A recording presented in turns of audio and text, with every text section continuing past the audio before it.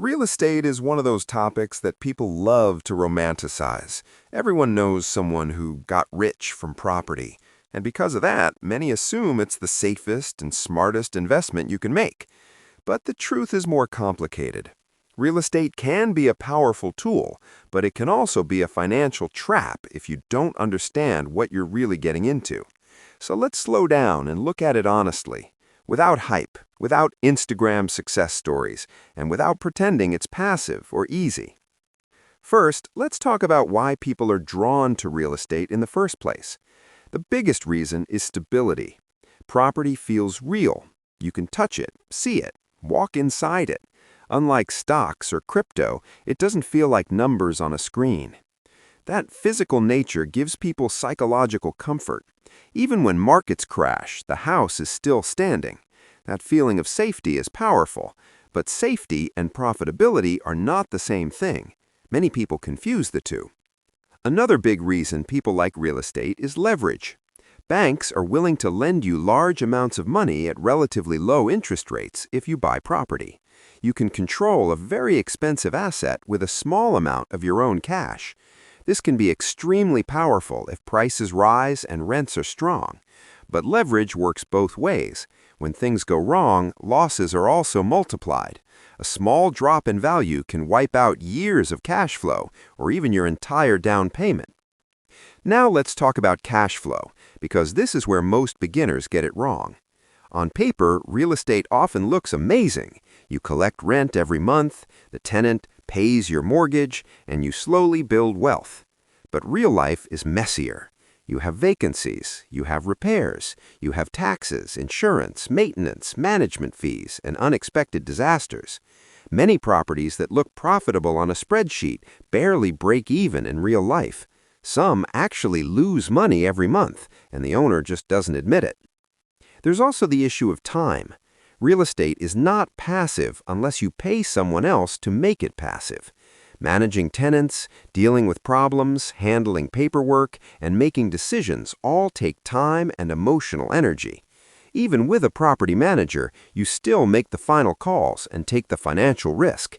If your goal is freedom, you need to ask yourself whether you're buying an asset or buying another job. Liquidity is another huge factor people ignore. Selling a stock takes seconds. Selling a property can take months. In a bad market, maybe even years. If you suddenly need cash, real estate is one of the worst places to be stuck.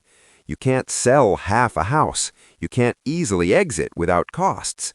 This lack of flexibility can be dangerous, especially if your personal situation changes. Now let's talk about appreciation, because this is where many people lie to themselves. Yes, over long periods, real estate tends to go up, but not all locations grow equally.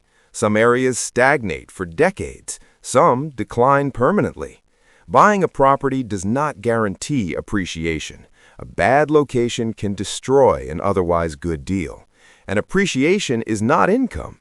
You can't pay your bills with unrealized gains unless you refinance or sell. There's also the opportunity cost. Money tied up in real estate is money that cannot be used elsewhere.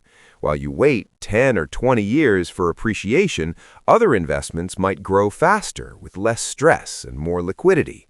Index funds, businesses, or even your own skills can sometimes outperform property without locking you into debt and responsibility. That said, real estate can be incredible if it's used correctly, and that correctly part is where most people fail. Real success in property almost never comes from luck or timing alone. It comes from buying below market value, not at the market, and definitely not above it. That usually means doing uncomfortable work, negotiating hard, saying no to emotional deals, waiting longer than you want, and being willing to walk away when numbers don't make sense. The real money is made at the purchase, not at the sale. If you overpay at the start, no amount of optimism will save you later. Smart investors also understand that improvement isn't about luxury, it's about efficiency. You don't add value by making a place pretty for your own taste. You add value by solving problems cheaply and increasing what people are willing to pay to live there. That might mean better layouts, better energy efficiency, better management, or better tenant quality. Most beginners confuse upgrades with investments. They spend money that feels productive, but never actually increases long-term cash flow. Cash flow itself is where discipline really shows. You need to know your numbers so well that nothing surprises you.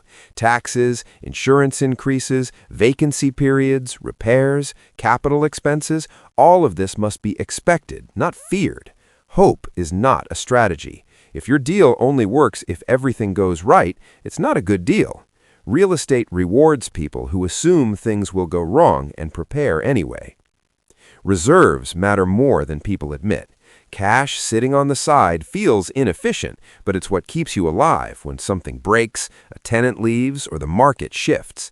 Many people go bankrupt not because their properties were bad, but because they were over-leveraged and fragile. Patience matters just as much. Real estate is slow. It doesn't respond well to impatience or desperation. Those who win are often the ones who can wait without panicking.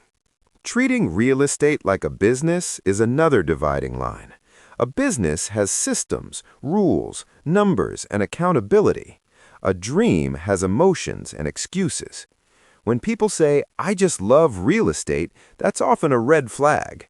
Loving the idea of something is not the same as managing it well. You need emotional distance. You need to be able to fire bad tenants, say no to bad deals, and walk away from sunk costs without ego getting involved. The biggest mistake people make is assuming real estate guarantees success. It doesn't. It punishes carelessness brutally. It rewards discipline, not optimism. It rewards boring math, not excitement. It rewards consistency, not big dramatic moves. People who jump in because everyone else is doing it usually enter at the worst possible time, when prices are inflated and risk is highest. Following the crowd in real estate almost always leads to buying high and selling low. Another part that rarely gets discussed is lifestyle cost. Property ownership quietly shapes your life. It ties you to a place, mentally and financially. It limits mobility. It makes spontaneous changes harder. Moving countries, changing careers, or taking big personal risks becomes more complicated when you have mortgages and tenants depending on you.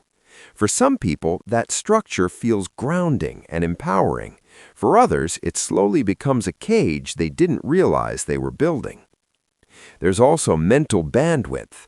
Managing properties, even passively, takes space in your head. Decisions never fully stop. Repairs, legal issues, market shifts, tax changes, they follow you. Some people thrive on that responsibility. Others feel drained by it. There's no moral superiority in either position, but pretending you're someone you're not usually ends badly.